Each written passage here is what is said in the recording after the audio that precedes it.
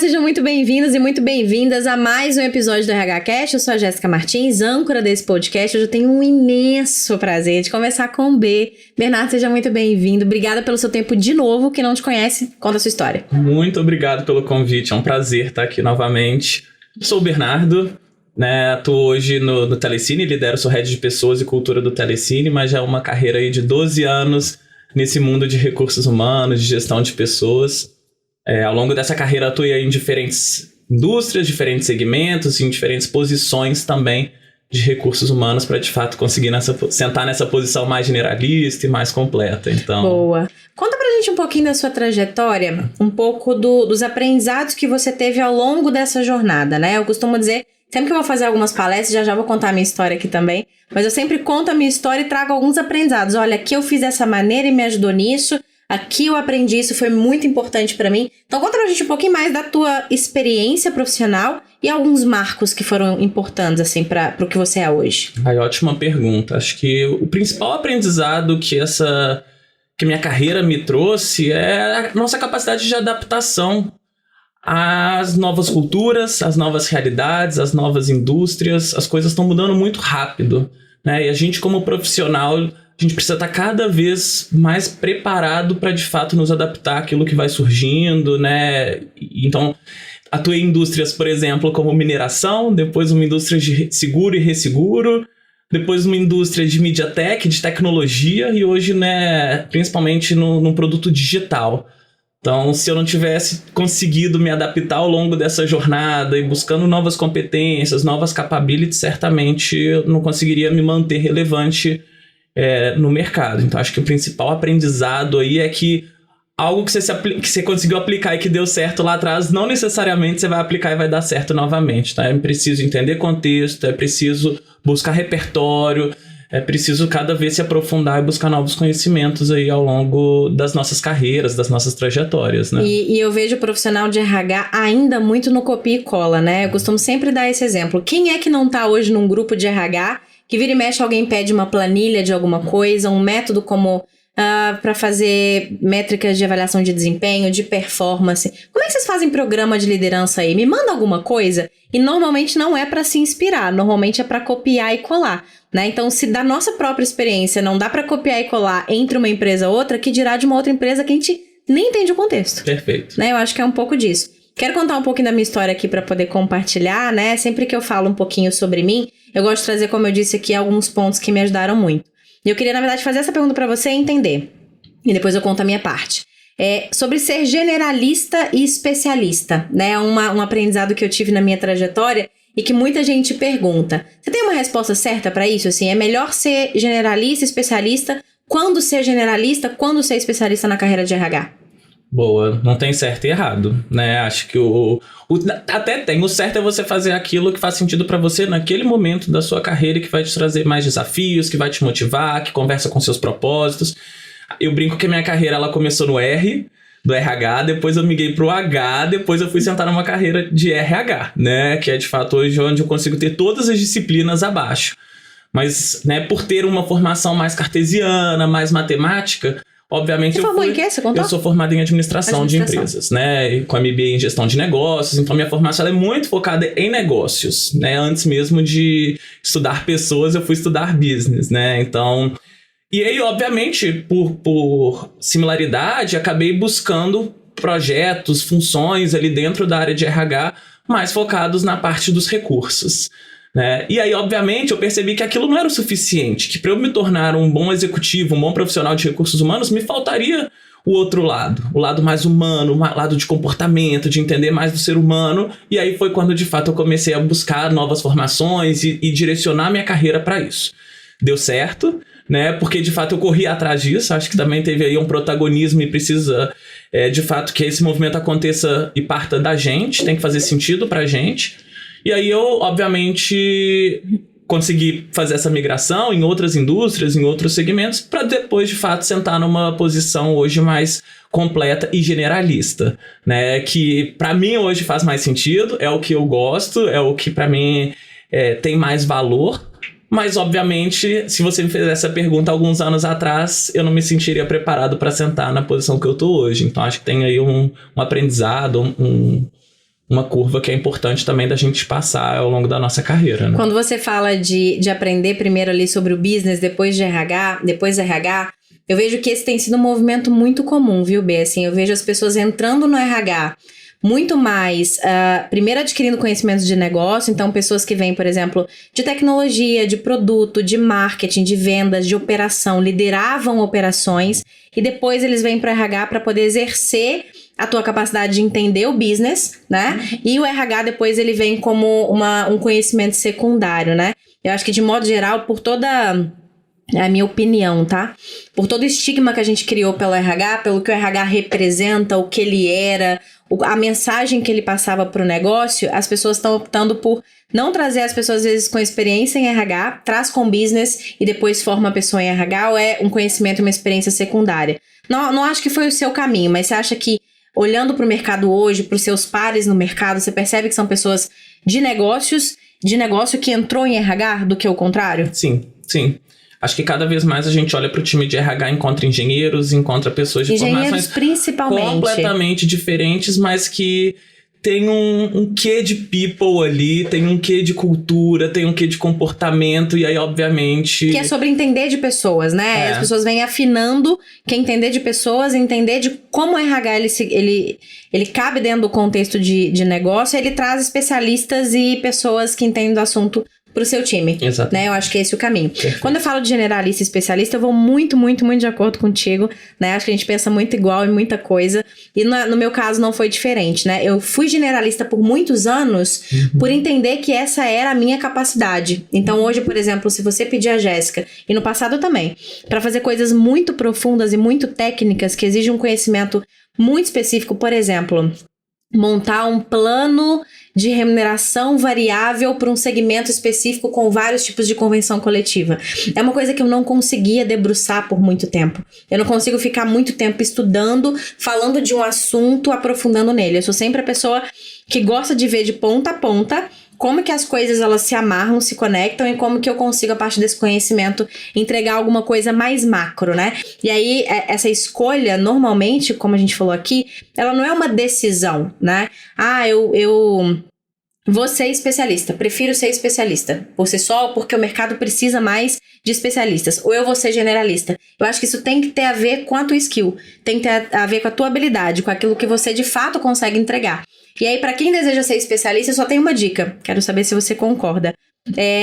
Seja primeiro generalista, faça um esforço para ser um generalista, para você conseguir entender de ponta a ponta a jornada como um todo, e depois se afunila, estuda e vai especializar em alguma coisa. Que pelo menos antes, você entendeu o todo, como que o todo funciona e como que as coisas se conectam. Porque a gente acaba se tornando um especialista às vezes e perde essa capacidade de entender da onde a demanda vem e depois de mim para onde a demanda vai. Você acha que faz sentido? Faz total. Acho que a gente precisa desenvolver essa capacidade de visão holística e de conectar, né? É fundamental isso.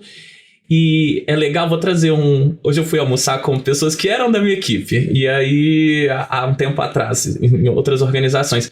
E aí uma delas chegou pra mim e foi falar exatamente isso. E eu achei muito bacana. Ela falou assim: eu pedi pra voltar pra trabalhar com portas de entrada. É isso que eu amo. Aí eu falei assim, tá certíssimo. Ela falou, não quero mais fazer seleção sozinho, eu quero trabalhar com portas de entrada, eu gosto de trabalhar com jovem, eu gosto de criar programa de estágio, programa de treino. Eu falei, você tá certa, vai fazer aquilo que você acha que é o seu melhor, aquilo que te move, aquilo que é seu propósito. Ela falou, cansei de trabalhar, de fazer vaga digital, vagas difíceis, não é isso que eu gosto. Eu falei, tá certo. E ela caminhou, é importante dizer isso, né? Porque a gente acabou colocando propósito num lugar, às vezes, difícil de acessar, né? Isso. Provavelmente ela teve uma trajetória antes, ela passou por vários lugares, até descobrir e falar, isso aqui é o que eu gosto de fazer. Né? Eu acho que é um pouco disso quando a gente quer se tornar especialista, né? Você acha que faz sentido? E aí, total. E eu brinco que a gente não é especialista e generalista. A gente tem que ser multi-especialistas. Ou seja, a gente tem que ser especialista em várias coisinhas. Não dá pra ser especialista em uma coisa só. O generalista, ele não pode ser também raso em tudo, né? E achar que é o T, né? Tem a carreira T, né? Onde você entende um pouquinho de tudo e é especialista em alguma coisa. Você precisa entender um pouquinho, ser especialista um pouco em tudo. E aí eu brinco que é o multi-especialista, né? Então acho que tá muito super bom. Em linha com o que você trouxe. Muito bom. Muita gente que tá aqui assistindo esse podcast, B, não entende tão bem o que é o RH, tá em aprendizado, né? Que é uma comunicação que a gente tá se propondo aqui no podcast, quer mostrar o que é o RH. E tem pessoas também que é de RH que se você pergunta o que faz o RH, o que é RH? Não sabe tão bem conceituar, né? Então eu queria discutir um pouquinho de qual é o papel do RH dentro de uma organização, o que é um RH de fato, e eu queria te ouvir um pouquinho. Boa. Olha, ao meu ver, uma área de recursos humanos dentro de organizações, independente de qual organização que a gente estiver falando aqui, seja de tecnologia, seja indústria, seja comércio, é uma área que tem como principal objetivo criar soluções, e aí são produtos de gente, o nome que a gente quiser chamar, né, processos, iniciativas, para ajudar a liderança no processo de gestão de pessoas e construção de cultura organizacional.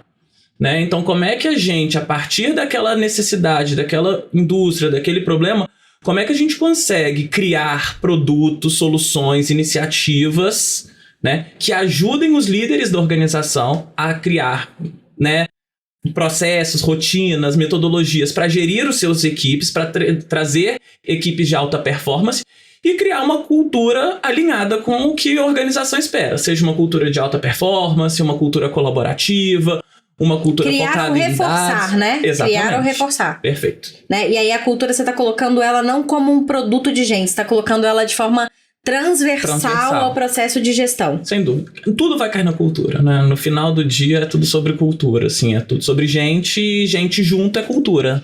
Né? Quando as pessoas estão juntas, se cria uma cultura ali dentro daquele contexto, dentro daquele ambiente, então... Eu complementaria a sua fala no sentido de, né? Então, o RH, ele traz ferramentas, ele ajuda a liderança a fazer gestão e a construir ou a reforçar essa cultura.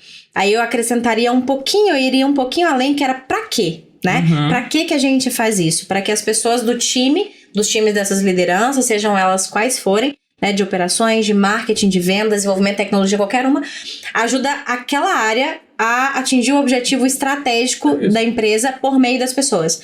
Então, por isso que a gente fala muito da importância da empresa ter clareza de aonde ela quer chegar, né, o que ela precisa, o que ela quer conquistar, né, onde ela quer chegar, qual que é o objetivo estratégico dela, e que ela desencadeie isso de alguma maneira para a galera que tá abaixo dela, principalmente para as lideranças, porque é aí que a gente encontra o sentido das coisas, né? Acho que quando a gente fala de propósito dentro das empresas, eu acho que isso vale muito. Tem muita gente trabalhando, fazendo o seu trabalho no dia a dia, mas não sabe para que tá fazendo. Não sabe em que tá contribuindo, né? Então, eu acho que isso falta essa comunicação do que é a estratégia da empresa, para onde ela precisa ir, como a gente vai. Então, entendendo isso, a empresa precisa entender primeiro, depois ela vai desencadear isso para a liderança. Então, olha, é aqui que a gente precisa chegar, e é aqui que a área de marketing vai contribuir, é aqui que tecnologia vai contribuir, é aqui que, por exemplo, a área de vendas vai contribuir. Aí o RH, ele junto com a liderança, entende quem é esse nosso time, né? Esse time é suficiente? E aí ele vai falar, não, a gente precisa contratar mais pessoas. Esse time, ele tem as skills que a gente precisa? Não, então vamos desenvolver as pessoas. Mas esse time tá dando o máximo que ela pode dar? Não, então vamos falar de avaliação de desempenho e performance? Ah, mas esse time eu acho que tem gente fora da cultura. Vamos falar de demissão humanizada, né? Eu costumo sempre falar, você olha pro problema, aí você entende a solução de forma personalizada. E cada área exige uma solução, né, B? Perfeito. Não, total. E aí até por isso que não existe um único produto de gente que é o mais estratégico ou menos estratégico. Todos são estratégicos, desde que eles estejam alinhados com a estratégia e com a necessidade da organização.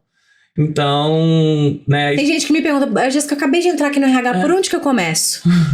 Né? A entender o problema, a fazer boas perguntas e entender o problema real, que a partir dali você consegue, obviamente, desdobrar a estratégia, desdobrar isso para uma estratégia de pessoas, né?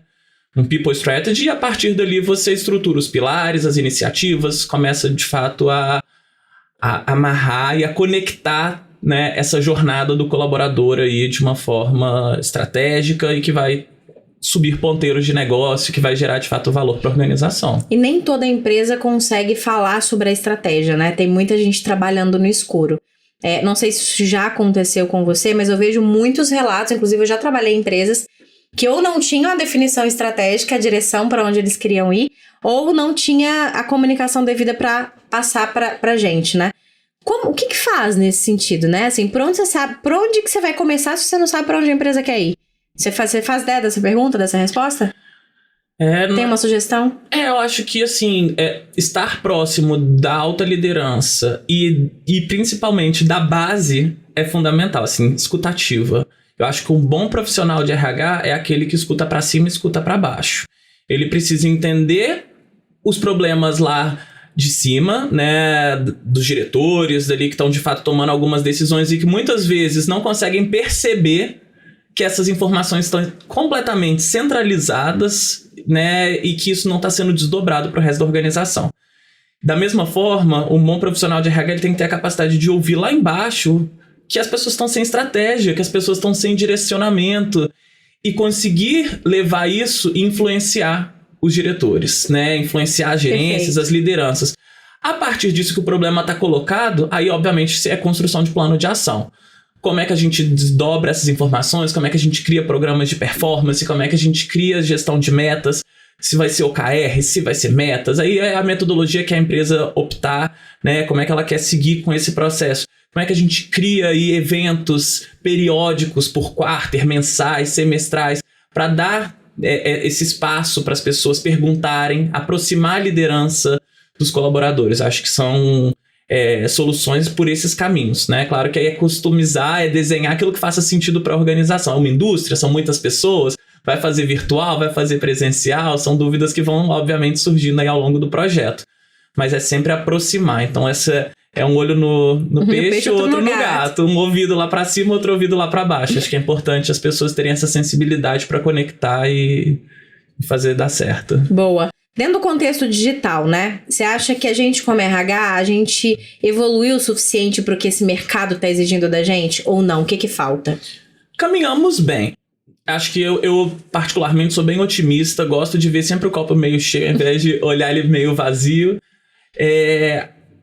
Quando a gente fala muito de experiência, né? Nesses últimos anos a gente tem lido bastante sobre experiência, jornada do candidato, do colaborador. Cliente, né? No centro, cliente colaborador no centro. People oriented, como é que a gente consegue criar soluções humanizadas.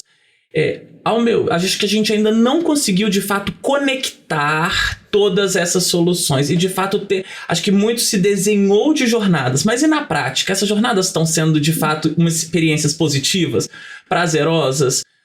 Acho que a gente ainda tem oportunidades nesse sentido. Sistemas que, de fato, consigam ser simples e conectar todas essas jornadas, que facilitem para a liderança a tomada de decisão, né? O líder também faz parte dessa jornada, né? Quando você está falando jornada, você está falando jornada do candidato ou do colaborador, todo o processo. Exato. Desde o onboarding dele até o offboarding dele, como é que a gente consegue conectar melhor isso, dar clareza. Eu acho que a gente ainda tem oportunidades importantes aí de serem aproveitadas nesse sentido. E não acho que é só tecnologia também, né, Bel? O Matheus fala muito bem lá no Digital Skills da questão da conexão de um produto com o outro, né? Em que momento e como é que, por exemplo, o time de contratação precisa passar esse bastão para a área de operações, que é departamento pessoal, como que a área de departamento pessoal ela passa aquela pessoa ali para o onboarding, por exemplo, como que o onboarding ele passa para uma outra jornada. Então, a gente entender da onde vem e como é que a gente tem que passar esse bastão para ele ser fluido. Isso. E como é que a gente entrega. E a gente volta lá em cultura, né? Então, cultura é o que vai fazer com que essa experiência ela seja nivelada, porque você sabe as mensagens que você tem que passar em cada uma das etapas, né? E aí eu, com o meu lado mais de dados, reforço que ainda falta a gente olhar mais para dados. Eu acho que a gente constrói... Você acha que a gente esqueceu? Esses dias eu participei de um podcast, me perguntaram, eu falei, gente, eu acho que a gente deu uma esquecida em People Analytics com toda essa loucura da pandemia, falamos muito de saúde mental, emocional, e a gente parou de falar convenientemente de dados. E acho que dados a gente tem que conseguir conectar People Analytics dentro dessa jornada. Quais são os indicadores dessa jornada? De toda a jornada, de ponta a ponta. Quantos entram no funil, quantos saem do funil? Quantos... como é que é, depois que ele entrou na organização, como é que está sendo de fato as aderências, a experiência? Eu acho que a gente ainda traz poucas análises e poucas tomadas de decisão a partir de dados. E quando a gente fala de transformação digital, de mudança de mindset, os dados precisam ser tratados como ouro. E acho que o RH ainda não chegou nesse patamar. Acho que esse é um ponto ainda pra gente atuar de uma forma mais incisiva aí nos próximos anos. Mas desmistificando também um pouco essa questão dos dados, eu acho que o RH ele se assustou com a maneira como isso foi apresentado para ele, né? Eu acho que ele tomou um susto quando viu aquele tanto de número, às vezes a necessidade de entender de lógica de programação ou afins ou coisas nesse sentido, quando não é só sobre isso, né? É sobre a gente coletar dados de forma organizada, utilizar os dados que a gente precisa para poder tomar as decisões, gerar informações com base em dados, mas não exige skills muito específicas, né? A gente pode, por exemplo, trabalhar com dados em outros universos de uma forma mais simplificada. Você colocaria dados de forma transversal, igual cultura? Sim. Em toda a etapa da jornada? Sem dúvida. Faz parte, né? Faz parte. Entendi, Concordo. muito bom. Concordo, sim. Vamos falar um pouquinho sobre liderança de RH? Bora. Né? Você como liderança de RH, contar talvez um pouquinho da forma da sua trajetória, como é que você chegou até aqui, ou o que você recomenda para desenvolvimento de uma liderança de RH? Para se tornar uma boa liderança de gente da área de RH, o que ela precisa entender e saber? E aí eu vou dar um passo para trás, não só como liderança de RH, eu acho que uma liderança de um modo geral, né? Eu acho que não foge muito. Óbvio que a gente tem conhecimentos técnicos que são específicos da função que você vai sentar e que precisam ser desenvolvidos. Isso é óbvio. Mas eu diria que são 3 grandes pilares, que é onde eu acredito que são pilares importantes que a gente precisa entender como é que a gente está em cada um deles e, obviamente, conectá-los para a gente ter um resultado dessa equação positiva lá no final. Basicamente negócios, que a gente já falou um pouquinho. Você precisa estudar do negócio, você precisa entender de business. Se você trabalha dentro de uma organização, independente da sua função lá dentro, principalmente se você exerce um papel de liderança, você precisa entender de negócio. Você precisa entender de um PNL, você precisa entender de uma estratégia de marketing, você precisa entender como é que um preço diferencia isso no cliente final da tua empresa. Final, um foco no cliente. Então, entender de negócio é fundamental. E aí eu quero abrir uma aspas rapidinho, porque a gente tem o primeiro episódio dessa temporada exatamente sobre isso. Então a gente aprofundou em o que o RH precisa saber do negócio para se tornar um RH estratégico. Bacana. Então a gente fala de contabilidade, de finanças, de produto, de tecnologia, uma série de coisas bem legais com o David lá, que da Solids, que participou com a gente lá na primeira. Fecha aspas. Boa. Esse é o primeiro pilar. O segundo pilar são os conhecimentos técnicos, né? E aí são conhecimentos e habilidades mais técnicas que você precisa. Então, para você sentar numa cadeira generalista de um líder de RH, você precisa de conhecimentos técnicos, seja de remuneração, seja de atração e seleção, seja de desenvolvimento, de aprendizagem, de cultura, de engajamento. Então, são conhecimentos mais técnicos da função na qual você vai, de fato, se propor a sentar e a exercer ali. E, por fim, eu vou mais para os soft skills, né? Acho que nós, como líderes e como profissionais, precisamos sempre desenvolver a nossa capacidade de adaptação, as nossas resiliências, né? São os nossos comportamentos de fato. Como é que a gente... capacidade de ouvir, capacidade de delegar, né? Então, como é que a gente desenvolve esses comportamentos dentro na gente. Acho que isso faz total diferença, né? Não adianta você entender muito do negócio, ter um conhecimento técnico brilhante, mas ser péssimo no comportamento, no trato, na forma de lidar com as pessoas, na forma de construir relações, na forma de atuar dentro de projetos colaborativos. Então, acho que se você, como um bom profissional, para ser um bom profissional, você precisa conectar esses 3 pontos. Claro, você vai ter sempre um que é mais sua fortaleza, um que é mais seu ponto de desenvolvimento, e que muitas vezes você não gosta de desenvolver aquilo porque você sabe que aquele de fato é seu principal gargalo, mas obviamente conseguir subir a régua nesses 3 pilares vai te ajudar a ser um profissional mais completo. E como um líder de RH, é isso, né? Entender do negócio, entender da indústria que você está fazendo parte, que você está ali agregando, como é que você desenvolve essas competências técnicas, principalmente adequadas ali à sua função. E comportamento é pra vida, né? Pra qualquer pessoa, né? Nem é só liderança, não. Você acha que, por exemplo, no caso da liderança de RH, a gente precisa estimular um pouco mais, exercitar dentro de casa tudo que a gente tenta fazer com que as outras lideranças façam no dia a dia? Porque a pergunta o RH cuida das pessoas e quem cuida do RH, né? Será que as pautas de desenvolvimento, performance, carreira, remuneração, né, o onboarding está sendo bem feito no RH? Será que a gente está praticando tudo aquilo que a gente fala que a liderança de outras áreas precisaria? Eu acho que falta o RH trazer um pouco desses produtos pra dentro de casa, você não acha, não? Que a gente esquece da galera de RH? Sem dúvida, sem dúvida. Eu acho que a gente é muito focado em criar solução para os outros e pra gente, às vezes, a gente deixa um pouquinho de lado, Na vida, né? Na pra vida. tudo, pra tudo. Escanteio. E aí, importante, sim, acho que... Faz sentido, né? E acho que também as empresas, elas normalmente agora, pelo menos, elas têm colocado um business partner para atender a área de recursos humanos. E é importante que essa pessoa também provoque, que essa pessoa entenda, né, e faça boas provocações, assim, né, a gente também precisa ser cuidado, então... Pra resolver os nossos problemas, né, de gente. Problemas e ter alguém que tá ali olhando não só pro indivíduo, mas pro todo, né, pra essas áreas de people, então concordo super e tem boas oportunidades nesse sentido aí também. Boa. Vamos indicar algumas ferramentas, né? O que você já usou, não só no Telecine, mas assim, o que você já usou na sua vida ali como RH? Que você pode contar para as pessoas um pouquinho de tecnologias, plataformas que resolvem problemas específicos do RH. Boa. Ou que apoiam, né, na resolução. Bom, acho que tem... Aí como líder de RH, né, eu acho que eu gosto muito de usar a parte ali do Canvas, a metodologia do Canvas. Me ajuda muito a organizar raciocínio, a entender o objetivo, a fazer boas perguntas. É algo simples, tangível, que a gente coloca na parede, dá pra ser co-criado. Você usa manualzão mesmo, você bota lá o já A3. Usei de todo, já fiz no A3, tem muita plataforma também, né, que ajuda nisso. Tem muitas plataformas que ajudam nisso, né? Então acho que é importante, é uma metodologia que nos ajuda a construção de estratégia, né? Construção de entender de fato, fazer boas perguntas, o que impulsiona, o que conectar. Eu acho que a partir dali a gente consegue criar bons insights.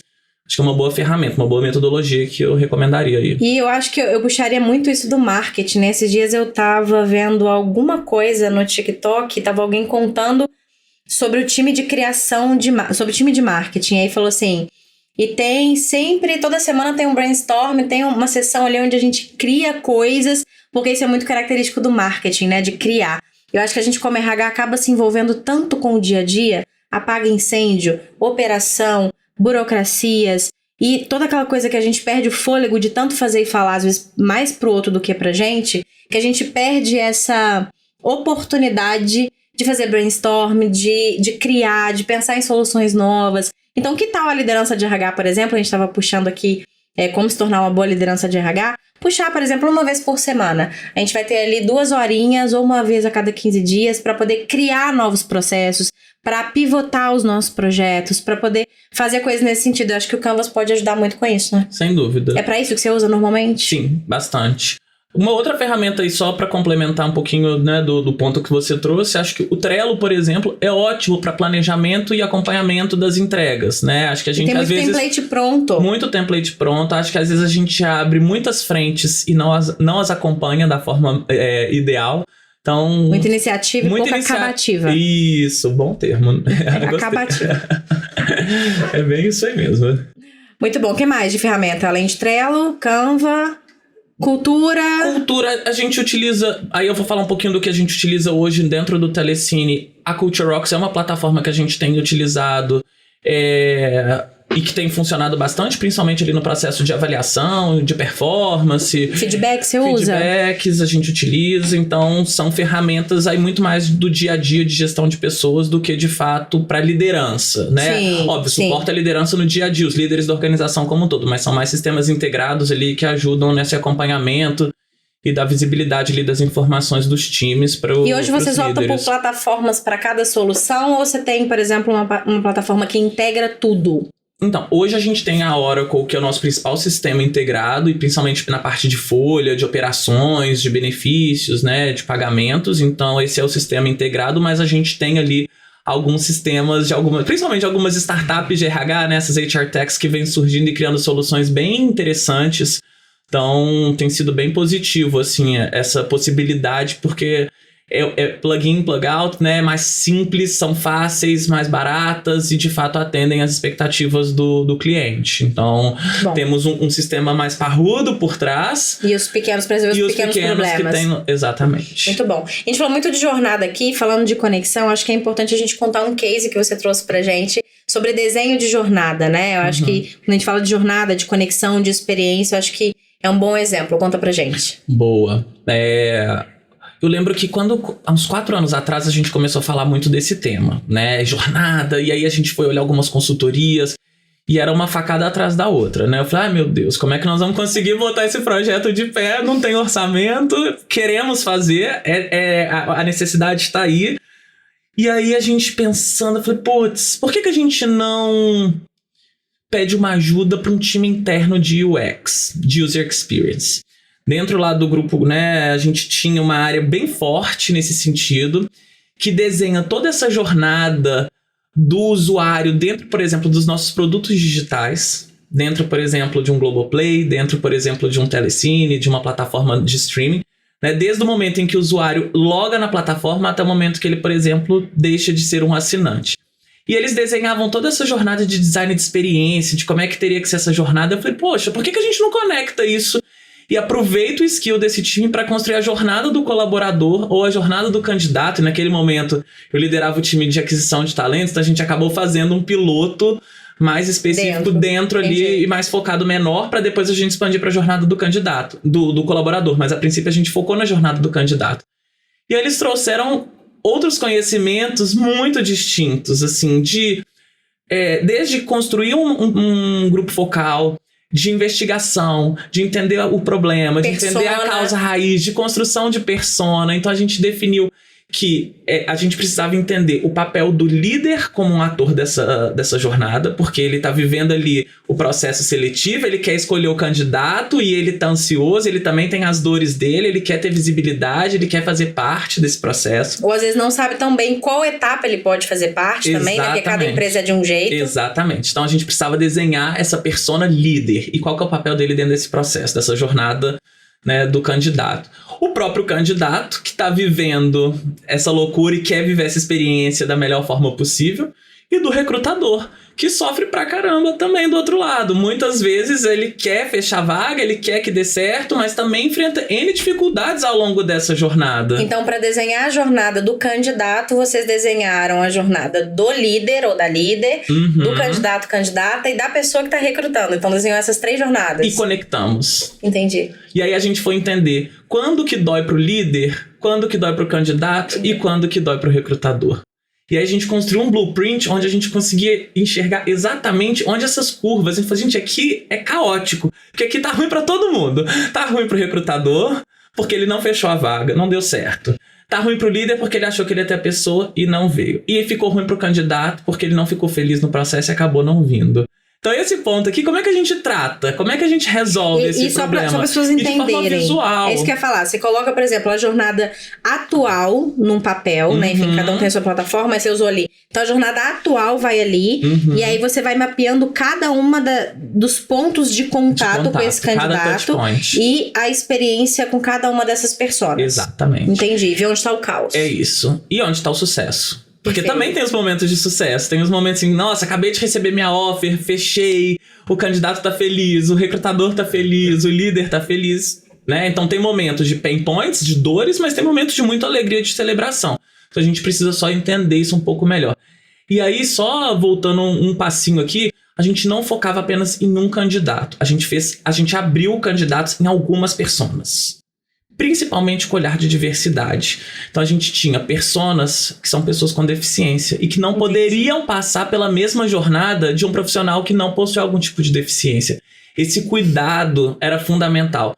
Exemplo, a gente entrou num mundo virtual, num mundo online. Se eu tenho uma pessoa que é deficiente auditiva, como é que eu faço uma entrevista virtual? Eu não posso ter uma mesma jornada, eu não posso fazer ela viver essa experiência online da mesma forma que outras pessoas. Esse cuidado, esse care, acho que foi assim a cereja do bolo desse cuidado, desse acabamento, desse, de fato, conseguir pensar assim, poxa, será que o líder, um candidato que está concorrendo a uma vaga de liderança, ele tem que passar pela mesma jornada de um programa de estágio? Não é a mesma jornada. Então a gente tem uma persona que vai viver programa de portas de entrada, a gente tinha uma persona para posições de analistas, níveis intermediários, posições de liderança e algumas quebras ali pelos perfis de diversidade. Então a gente precisava quebrar algum Por área também? Vocês quebraram? Por área não, a gente achou que naquele momento não achou que era abrir demais. Entendi. Mas poderia ser uma versão 2, 3, 4 do processo. Sem dúvida. Será que a experiência que um profissional de tecnologia passa é a mesma de um publicitário? Óbvio que não. Mas naquele momento, obviamente, a gente entende... Precisava começar por algum lugar. E aí você precisa fazer um pareto ali, né? Assim, o que vai de fato trazer mais resultado? Era mais importante pra gente abrir a questão do deficiente, não deficiente, ou quebrar por área? E a gente entendia que talvez naquele momento abrir, por exemplo, essa questão da diversidade era mais importante de ser um processo inclusivo do que diferenciar por áreas dentro daquele momento. Então, aí foram escolhas, obviamente, que daria pra gente explodir isso em N pedacinhos, mas a gente foi ali ajustando de acordo com as necessidades. Primeiro, pela necessidade, pelo que tinha braço pra fazer. Total. E pensando que era uma primeira experiência de desenho de jornada e de pivotar os caminhos, então precisava ser um negócio um pouco mais pocket pra conseguir ser testado e dar certo, né? E a partir do momento que vocês identificavam o caos, distribuía isso pro time de RH refazer. E construir solução. E aí bota o time todo na mesa e fala, gente, a gente tá percebendo que a gente não faz devolutivo aos candidatos. E aí? Os indicadores mostram aqui dentro dessa jornada que a cada 10 candidatos, 9, tô dando um exemplo, não receberam retorno no processo. Ou não ficaram satisfeitos com o retorno que foi dado. Entendi. E a liderança participou desse processo de identificar os gaps? Sim. Participou. Sim. Foi um trabalho muito colaborativo. Acho que esse também é um aprendizado bacana, assim, sabe? A gente pegou o time de UX, a gente pegou o time de recrutamento, a gente chamou o time de diversidade. A gente convidou candidatos que passaram e que não passaram no processo pra ajudar. Incrível. E aí a gente fez um trabalho de sombra. Eu lembro que teve uma vez até que a gente utilizou uma profissional que faz parte do grupo, né? Faz parte da empresa, deficiente visual, completa, né? Não enxerga... e ela participou desse trabalho e tinha uma pessoa do time de UX fazendo essa investigação sentada do lado dela. E aí eu lembro direitinho assim... Sombra, você tá aí? Você tá me vendo? Tá tudo certo? E aí foi um processo muito gostoso de ser construído, porque a gente falou, olha, a gente vai fazer a sua entrevista, mas tem uma pessoa aqui só observando. Ela quer entender como funciona um processo seletivo. Ela é de uma área completamente diferente. Ele é um designer, ele trabalha numa área de UX, ele não tá no RH e ele estará aqui conosco apenas observando para entender as dores e o sucesso desse processo. E aí ele foi entendendo. E aí a gente foi redefinindo. Então foi um processo muito profundo. Uma construção de uma jornada muito legal, assim. Foi um dos projetos que eu mais me orgulho, assim, pela profundidade mesmo. E já tá rodando. Tudo que vocês pivotaram já tá rodando. Sim, isso já tem uns 4 anos. Entendi, muito bom. Acabou que a gente esqueceu de falar de como que funciona o Telecine, né? Que você falou de grupo aí algumas vezes. Eu falei, nossa, a gente acabou não contando. Mas só para as pessoas que estão nos ouvindo entender aonde que o Telecine encaixa, o que ele tem a ver com o Globoplay, né? Como que é a estrutura. E o time também, falar um pouquinho do time de RH. Boa. O Telecine é uma joint venture do Grupo Globo com outros 4 estúdios de Hollywood. É uma empresa, né, apartada do Grupo Globo. O Grupo Globo passou, sim, por um processo de fusão aí nos últimos anos. E o Telecine, por ser uma joint venture e ter outros sócios envolvidos, é uma empresa separada. Porém, com sócios, com o mesmo sócio, comum, né? Sócios em comum, no caso a Globo. Até então a gente tinha uma estratégia bem diferente do Grupo Globo, principalmente no sentido ali de produto digital. Recentemente a gente optou por ter aí uma sinergia maior e agora o Telecine está hospedado dentro da tecnologia do Globoplay. Então hoje, para acessar o Telecine, para ter acesso a todos os conteúdos, o mais importante, né, você precisa estar dentro ali do Globoplay. Então cada vez mais a gente está integrando e tendo ali... Principalmente no olhar mais de tecnologia e de produto digital. Então, e como que o RH funciona hoje dentro dessa estrutura? Beleza, a gente tem um RH apartado, então a gente tem um RH Telecine, e é esse no qual hoje eu tenho o prazer aí de liderar e de estar junto aí desse time. E aí a gente tem ali 3 grandes núcleos. Eu tenho um núcleo que é de people mesmo, HRBPs, e que lidera principais frentes ali dos processos relacionados a pessoas. Comp and Bens, então ali mais focado em remuneração, benefícios, análise de dados, uma parte mais cartesiana mesmo, e um terceiro pilar que é engajamento, endomarketing e diversidade e inclusão. Então hoje eu tenho 3 grandes núcleos ali abaixo da minha estrutura, com as equipes que atuam aí entregando essas soluções para os clientes. Você acha que hoje é um grande desafio formar esse time de RH, assim, com tantas habilidades específicas? Porque, assim, é um time de RH completamente diferente do que a gente viu alguns anos atrás, né? Principalmente tratando de diversidade, de employer branding, de outras coisas que você disse aí. Sem dúvida, mas essa é a melhor parte, né? É a melhor parte? Eu amo. Encontrar essas pessoas? Não encontrar, desenvolvê-las, eu Perfeito, acho, né? Eu acho que, assim, entendi. construir times eu particularmente... É uma parte gostosa do processo. É a parte que eu gosto, assim, sabe? De você perceber que às vezes as pessoas chegam ali só com muita vontade de fazer acontecer e a gente, como líder, consegue ir direcionando e dando coach, desenvolvendo mentorias importantes que vão ajudar ali os liderados a encontrarem soluções bacanas. Acho que essa é muito desafio. Bom quando a gente tem esse desafio. É um bom desafio de ter na mão. O que você acha que hoje são as principais angústias do RH, assim, pensando em todos os desafios que a gente vive hoje, no momento que a gente vive hoje? Quais são as angústias na sua visão? Olha, eu vou trazer duas aqui que vieram à minha cabeça, assim, que você me perguntou, assim. Uma coisa que me angustia muito é a gente querer entregar a Ferrari, né? Ou seja, o estratégico, aquilo que tá ali nas revistas, o complexo, a tendência. E o básico cheio de gargalo. Isso me angustia muito, assim, de você... do candidato, sei lá, do profissional não receber o salário certo e você querendo discutir um processo totalmente fora da curva e você não tá entregando o básico, você não tá entregando o benefício, você não tá entregando, né, um equilíbrio de vida pessoal e profissional e você tá lá na frente querendo discutir um processo completamente complexo. Isso me angustia um pouco. Eu acho que a gente tem que ir passo a passo, tem que entregar o básico de uma forma mais impecável, de uma forma mais consistente. Aí sim a gente dá um passo adiante. Isso me angustia um pouco da gente já querer estar lá na frente e esquecer que o arroz com feijão é o que dá certo, é o que enche a barriga, né? E só sobre esse ponto, assim, existem duas formas de olhar o básico. Eu quero entender se é essa maneira que você enxerga também. O básico pra mim é fazer exatamente o que o negócio precisa, né? Então, às vezes, o que é básico pra mim não é básico pra você em determinado contexto, né? E existe um outro básico que são aquelas dores, aquelas angústias, aquelas necessidades que vêm percorrendo ali ao longo de tantos anos e que a gente não consegue entregar direito. E eu vou dar alguns exemplos.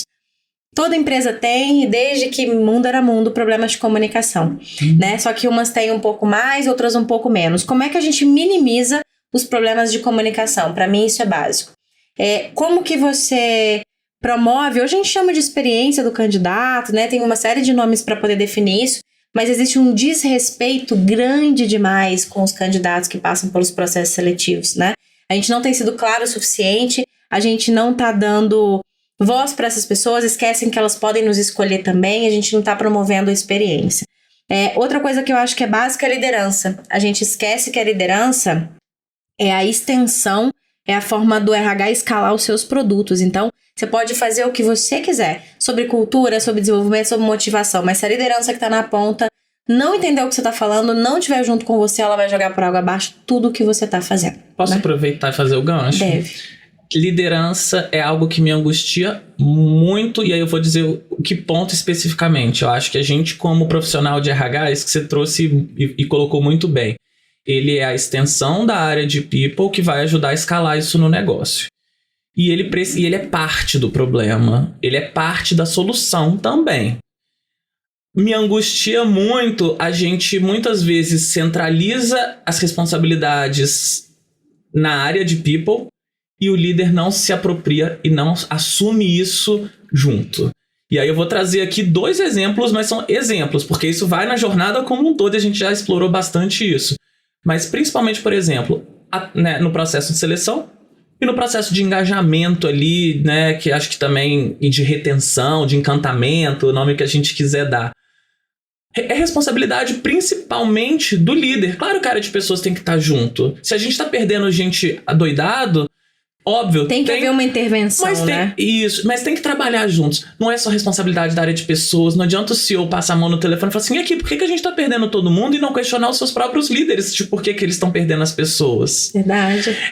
Isso me angustia bastante. Então, acho que a gente, como área de RH, precisa ressignificar um pouco e mostrar para a liderança, de fato, o papel deles e eles se apropriarem, entender que eles são parte do problema e da solução. Então, a gente tem que estar muito conectado, muito alinhado, para de fato conseguir, por exemplo, quando acha um candidato bom, é bom para os dois, é bom para RH, é bom para a área, né, para o líder ali que vai ter o quanto antes aquele profissional dentro do seu time performando, entregando e gerando valor. E quanto mais ele se envolve, mais rápido isso vai acontecer. Mais rápido vai acontecer. E se perder também, tem, óbvio, uma responsabilidade da área de pessoas de tentar entender por que a gente está perdendo essas pessoas. Também não dá pra gente sair fora e deixar tudo na mão do líder, porque eu também não concordo com isso, mas ao mesmo tempo o líder precisa entender que é papel dele encantar, reconhecer, dar feedback, desenvolver, demandar a área de pessoas, né? Então acho que essa é uma angústia forte que eu ainda tenho aí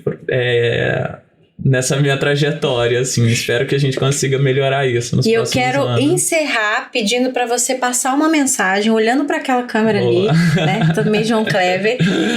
Olhando para aquela câmera e dando um recado para liderança, tá? E eu vou te dizer por que é para liderança.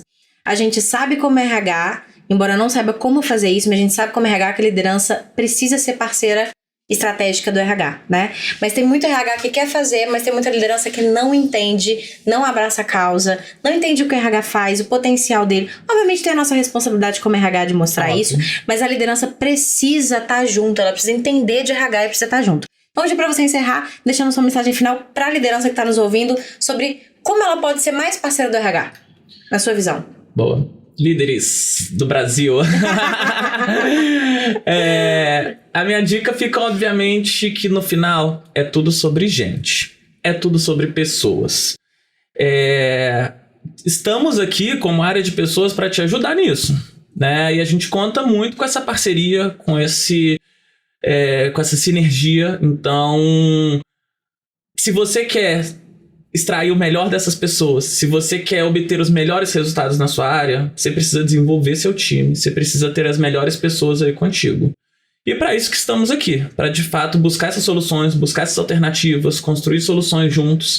Então, se você é um líder aí que está no dia a dia, está enfrentando dificuldades, está com um problemaço na mão, busque seu RH, busque soluções, busque pensar fora da caixa, busque entender de fato o que tem aí de novo ou de velho, mas que funciona também. Então, fica essa minha dica. Se aproxime, se conecte aí com o seu time de pessoas, que eu tenho certeza que vocês vão construir soluções aderentes aí ao que vocês precisam. E eu acho que assim, se serve de consolo para quem está nos ouvindo e eventualmente é uma liderança, grande parte das pessoas que sentam nessa cadeira não foram preparadas para isso, né? Eu tenho falado muito sobre isso, assim, que a gente responsabiliza muito a liderança por não saber fazer gestão, mas a gente do lado de cá como empreendedora ou como RH ou como liderança dessa liderança não a prepara para essa posição, né? A gente já sabe daquela historinha clássica de que quem senta na cadeira de liderança foi um bom especialista, né? Não quer dizer que ele foi um bom gestor ou uma boa gestora. Então, acaba que a gente precisa sim de ajuda, né? Para aprender a dar feedback, para aprender a comunicar, para aprender a demitir, para aprender a contratar, para aprender a escolher as melhores pessoas para o nosso time, aprender a identificar aquele que não está com a motivação em dia, que não está engajado com o nosso propósito, que não está encaixando no nosso time, que não encaixa na cultura. São N problemas que o RH pode te ajudar e a gente sabe que você não foi eventualmente preparado para isso. Então, procure o RH. Jéssica, mas eu não tenho RH na minha empresa, o RH da minha empresa é XPTO, então procure um outro especialista fora para te ajudar. Um coach, um mentor, uma mentora, conhecimento, faça um curso, uma pós-graduação, uma especialização, alguma coisa, né? Desde que você entenda de pessoas, porque pessoas estão em todo lugar, né? Agora, você como liderança, eu falo que a única coisa que muda é a responsabilidade.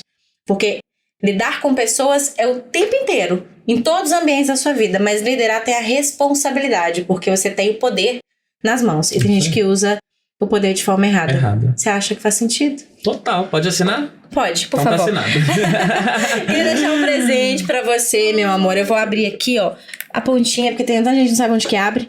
Entendeu? Então eu vou abrir a pontinha pra você abrir o resto. Meu Deus. É um presente da Swile, que é o nosso principal patrocinador aqui, que é um cartãozinho Black pra você usar em 7 modalidades de benefício flexível. Então tem mobilidade, cultura, alimentação, saúde, uma série de outras coisas pra poder utilizar. Queria te agradecer em nome dela e em meu nome também. Eu que agradeço. Né, de verdade aí pelo seu tempo, pelo conteúdo que você preparou pra gente, por estar aqui com a gente passando esse conhecimento. E deixa aí as suas redes sociais, o Instagram, LinkedIn, como você achar melhor pra te encontrar e continuar esse papo com você. Boa. Meu contato é Bernardo Bicalho Fernandes. Pode procurar no LinkedIn, no Instagram. Tô por lá. Vai ser um prazer a gente continuar essas trocas por lá também. Obrigado mais uma vez pelo convite. Obrigada a você. Eu também tô no Instagram com @JessicaMartins _RH_. Super beijo, até semana que vem. Tchau, tchau. Tchau, tchau. Beijo.